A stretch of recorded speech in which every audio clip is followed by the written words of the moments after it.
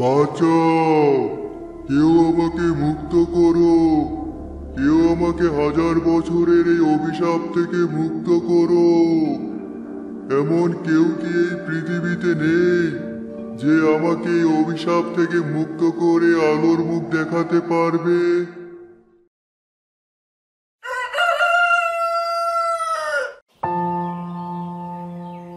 মিনা, রাজু, বড় হয়েছে, বড় হয়েছে, ঘুম থেকে ওঠো, ঘুম থেকে ওঠো। মিঠু, একটা দিনও কি তুমি শান্তি করে আমাদের ঘুমোতে দিবে না? স্কুলে যেতে হবে, স্কুলে যেতে হবে। ভোরের আলো সুন্দর, ভোরের বাতাস মিষ্টি, স্বাস্থ্যের জন্য ভালো।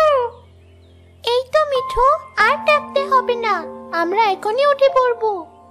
ভোর হতে না হতেই প্রতিদিনের মতো আজকেও মিঠু মিনা রাজুকে ঘুম থেকে ডেকে তুলে। মিনা রাজু 2 ভাই বোন, আর সাথে আছে ওদের আদরের টিয়া পাখি মিঠু। দ্রুত খড় ঝাড়ু দিয়ে নেই, মায়ের কোমরের ব্যথাটা খুব বেড়েছে, আর মুরগিগুলোকে ছেড়ে দিয়ে কিছু খেতে দিই। রাজু, তুমি যাও, গোয়াল ঘর থেকে গরুগুলোকে বের করো আর কিছু খেতে দাও। মিনা, প্রতিদিন তোমার কথা শুনে ঘরের অনেক কাজ করতে হয়, আমার এত কাজ করতে ভালো লাগে না। মিনা রাজু প্রতিদিন ভোরে উঠে বাড়ির ছোট ছোট কিছু কাজ করত, আর এর ভেতর মিনার বাবা মা দাদি সকলে উঠে পড়তো। আমাদের মিনার মতো একটা মেয়েও এখনকার যুগে দেখা যায় না, আজকেও বাড়ির কত কাজ করে ফেলেছে। দাদি, তুমি তো সবসময় মিনার প্রশংসাই করবে, আমি বুঝি বাড়ির কোনো কাজই করি না? হিংসুটে রাজু, হিংসুটে রাজু। অনেক কথা হয়েছে, এবার দ্রুত নাস্তা খেয়ে স্কুলে যাও, নইলে তোমাদের দেরি হয়ে যাবে। মিনা রাজু দ্রুত নাস্তা করে মিঠু সহ সাইকেল চালিয়ে স্কুলের দিকে চলল। রাজু, তুমি সব সময় এত জোরে সাইকেল চালাও কেন? আমি তো তোমার সাথে প্রতিযোগিতা করে পারি না, কখন যেন তুমি নিজে পড়ে যাও আর একই সাথে আমিও পড়ে যাই। চিন্তা করো না মিনা, আমি পড়বো না। হা হা হা হা। আজ হঠাৎই জঙ্গলের রাস্তা ধরে কেন যাচ্ছ? শুনেছি এই রাস্তা দিয়ে গেলে অনেক মিষ্টি ফল পাওয়া যায়। মিনা, আমি বলছি রাজু আজকে স্কুল ফাঁকি দেওয়ার পরিকল্পনা করছে। রাজু জঙ্গলের পথ দিয়ে জোরে সাইকেল চালিয়ে যাওয়ার সময় গর্তে পড়ে যায়।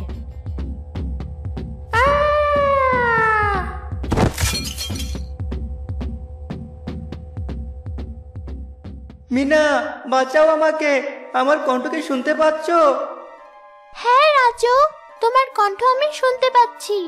রাজু কেন যে আমার কথা শুনে না, এখন আমি কি করব? মিনা, চলো বাড়ি থেকে গিয়ে বাবা মাকে ডেকে আনি। না, আগে আমরা নিজেরা চেষ্টা করি, এরপর বাবা মাকে ডাকা যাবে।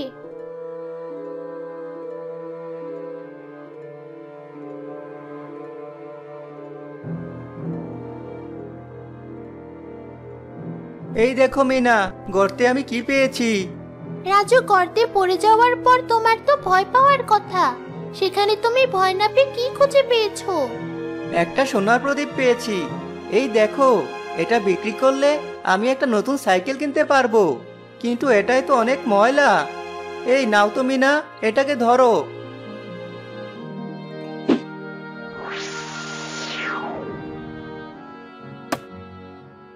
ওদিকে মিনার গ্রামে সব জিনিসপত্রের দাম বেড়ে যাওয়ায় মিনার গ্রামে দেখা দিল অভাব। 1 লিটার তেল দাও তো মোদি ভাই। তোমার মতো সামান্য দিনমজুর কিনবে 1 লিটার তেল? তা জানো তো এখন তেলের দাম কত? কেন, গতকালও তো 50 টাকা লিটার ছিল শুনলাম, আজ তাই নিয়ে এসেছি। আগের দিন বাগে খেয়ে নিয়েছে বুঝলে, আজ তেলের দাম 250 টাকা। এটা কি বলছো ভাই? জিনিসপত্রের এত দাম বাড়লে আমরা সাধারণ মানুষেরা কি খেয়ে বাঁচবো? সে তোমরা জানো। এবার বলো, 50 টাকা যতটুকু তেল হয় তা নিবে নাকি আমাকে মুক্তি দিবে? আরে ভাই, আমার যে 1 কেজি চালও লাগতো, চালের দাম আগের মতোই আছে তো। ওই মাত্র 5 টাকা বেড়েছে, এ আর এমন কি? থাক, বুঝেছি, আমাকে আধা কেজি চাল আর একটু 10 টাকা যতটুকু ডাল হয় তাই দিয়ে দাও, ও নিয়েই বাড়ি যাই।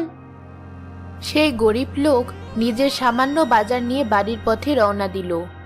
হাই বিধাতা, প্রতিদিন উপার্জন করি 100 টাকা, জিনিসপত্রের এত দাম হলে এই টাকা দিয়ে আমি আমার সংসার চালাবো কি করে? ওদিকে মিনা প্রদীপটি হাতে নিয়ে ভাবতে থাকে, আসলেই তো এটাই অনেক ময়লা, আর এটা কি আসলেই সোনার? মিনা এমনটা বলে প্রদীপ ঘষে পরিষ্কার করতে থাকলো। তখনই প্রদীপ থেকে ধোঁয়া বেরোতে লাগলো। এ কি হচ্ছে? এই প্রদীপ থেকে এমন ধোঁয়া কেন বের হচ্ছে? ওরে বাবা, ভূত বের হচ্ছে বোধ হয়। মিঠু ভয়ে উড়ে গিয়ে একটা গাছের ডালের আড়ালে লুকিয়ে পড়ল।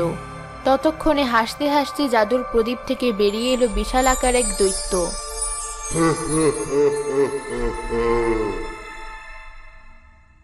ওরে বাবা, এত দেখছি দাদির মুখে শোনা রূপকথার দৈত্যের মতো বড়। এ কি দৈত্য? কি চাও তুমি আমাদের কাছে? আমরা তো তোমার কোনো ক্ষতি করিনি। না মিনা, তোমরা আমার কোনো ক্ষতি করোনি, উল্টো আমাকে আমার 1000 বছরের অভিশাপ থেকে মুক্ত করেছো। 1000 বছর পর পৃথিবীর সুন্দর আলো দেখতে পেলাম। বলো, তুমি কি চাও? তুমি আমার নামও জানো? আমি আরো অনেক কিছু জানি, যা তোমরাও জানো না। হা হা হা হা। যেমন জানি তোমার ভাই গর্তে পড়ে গেছে। দৈত্য এমনটা বলে নিজের হাত লম্বা করে রাজুকে গর্ত থেকে তুলে আনে।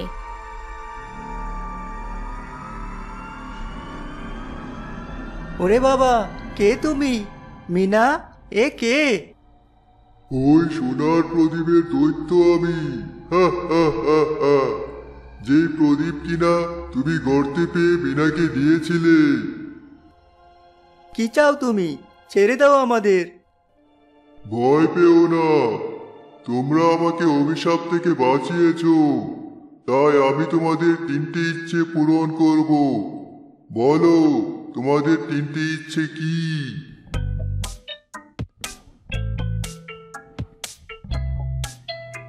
আমার ইচ্ছে হলো আমি যেন সবসময় অনেক ধরনের মিষ্টি খেতে পারি। হা হা হা হা হা। তোর ইচ্ছে কেন আমি পূরণ করব? আমি শুধু মিনার ইচ্ছে পূরণ করব। বলো মিনা, কি চাও তুমি? তুমি কি সিনেমার নায়িকা হতে চাও? এটা কি বলছো দৈত্য?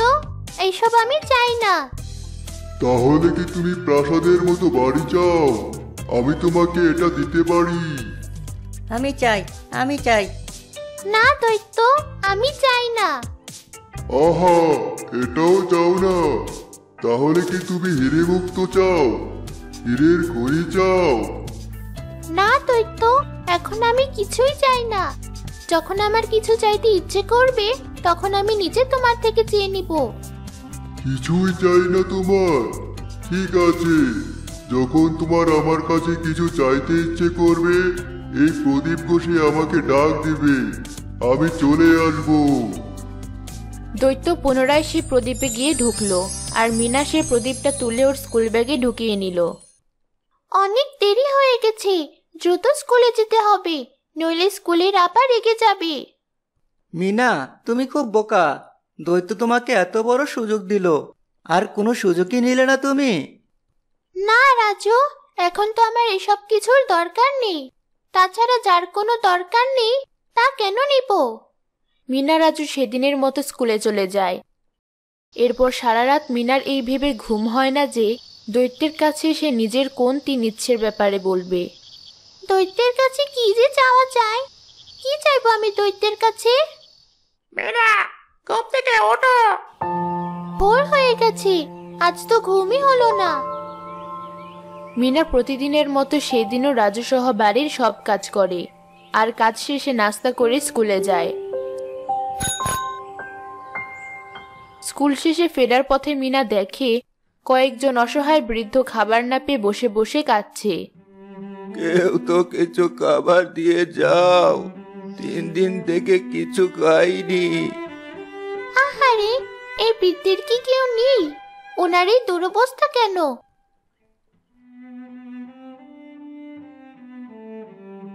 কি হয়েছে দাদু আপনার? আমি 3 দিন থেকে কিছু খাইনি। সব খাবারের মূল্য বেড়ে যাওয়ায় আমার ছেলে আমাকে বলে দিয়েছে সে আমাকে আর খেতে দিতে পারবে না, তাই আমাকে বের করে দিয়েছে। আমার ক্ষেত্রেও একই অবস্থা। আমার যা ছিল সব ছেলেদের দিয়ে দিয়েছি, আর এখন আমার শেষ ঠিকানা হয়েছে এই গাছের তলা। নাতনি, তুমি তো বাড়ি ফিরছিলে, বাড়ি ফিরে যাও। আমাদের মতো বৃদ্ধদের দুঃখের কথা শুনে নিজের মন খারাপ করো না। বৃদ্ধ বৃদ্ধাদের কথা শুনে মিনার খুব মন খারাপ হলো। সে তখনই আড়ালে গিয়ে নিজের প্রদীপটা বের করলো। এ কি বিনা, প্রদীপ কেন বের করলে এখন? চুপ করো রাজু।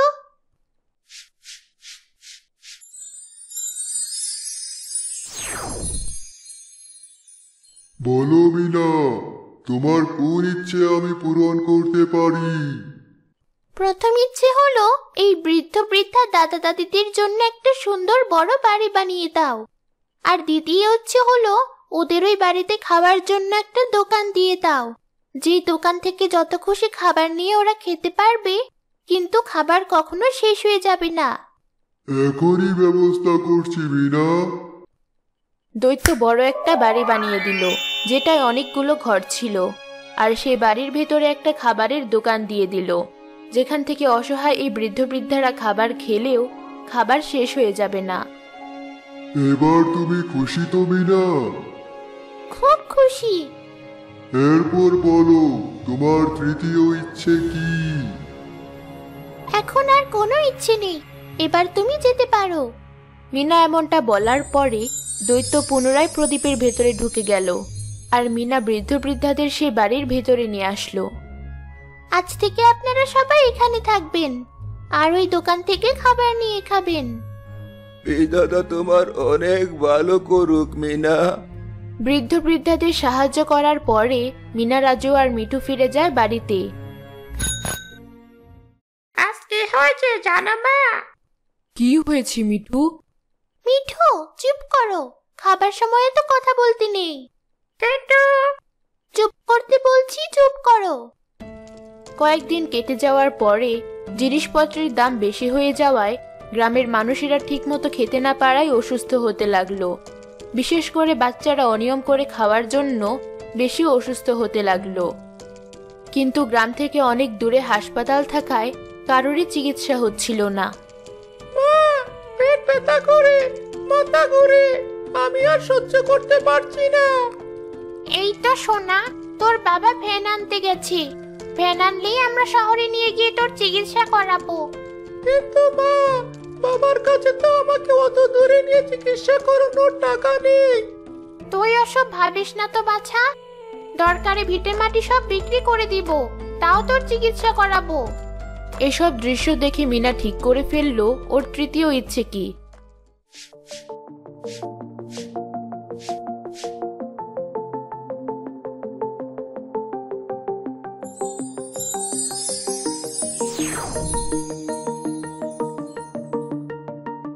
বলো মিনা, তোমার তৃতীয় ইচ্ছের কথা। আমি চাই আমাদের গ্রামে একটা বড় হাসপাতাল হোক, আর সরকার সেখানে সরকারি ভালো ডাক্তার পাঠিয়ে দিক, সাথে গরিব মানুষদের ফ্রিতে চিকিৎসা ব্যবস্থাও করুক। তুমি যা চাইবে তাই হবে মিনা। দৈত্য মিনাকে ওর হাতে তুলে উড়ে চলে যায় গ্রামের এক ফাঁকা স্থানে। আরে, আমাকে কোথায় নিয়ে যাচ্ছ? ম্যাজিক দেখো আমার।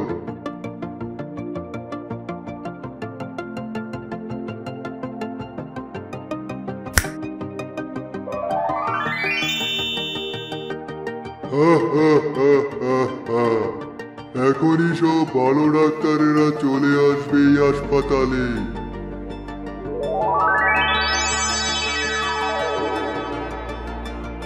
দৈত্য, তুমি সত্যি খুব ভালো। সবচেয়ে ভালো তো তুমি, তাই নিজের চিন্তা না করে অন্যের চিন্তা করেছো। বিধাতা তোমার সহায় থাকুক। হা হা হা হা হা। তাহলে মিনা, আমাকে আরো একটা আদেশ করো তুমি। তুমি তো বলেছিলে 3 ইচ্ছের কথা। বলেছিলাম, কিন্তু তোমার নিজের জন্য কিছু হলেও চাইতে হবে। তুমি যা চাওনি তাই আমি নিজে থেকে তোমাকে সুযোগ দিলাম। যদি তাই হয় তবে আমি নিজের জন্য চাই আমার বন্ধু মানে এই প্রদীপ থেকে সারা জীবনের জন্য তোমার মুক্তি। মিনার এই কথা শুনে দৈত্যের চোখে পানি চলে এলো। মিনা, তোমার মতো করে কেউ কখনো আমার কথা ভাবেনি।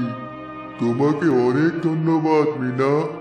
আমাকে মুক্তি দেওয়ার জন্য তোমাকে অসংখ্য ধন্যবাদ। দৈত্য এমনটা বলে প্রদীপ ছেড়ে একেবারের জন্য চলে গেল, আর মিনা এই প্রদীপটি সেখানেই মাটি চাপা দিয়ে রাখলো। এরপর বাড়ি ফিরে গেল। কেবল বাড়িতে আসলি মিনা? ওদিকে কি হয়েছে জানিস? হুট করে আকাশ থেকে একটা হাসপাতাল আর অনেক ডাক্তার এসে জুটেছে। সে তো ভালো কথা, গ্রামের মানুষেরা আর কষ্ট পাবে না, তাই না দাদি? ঠিক তাই নাতনি, যা ঘরে গিয়ে বিশ্রাম কর।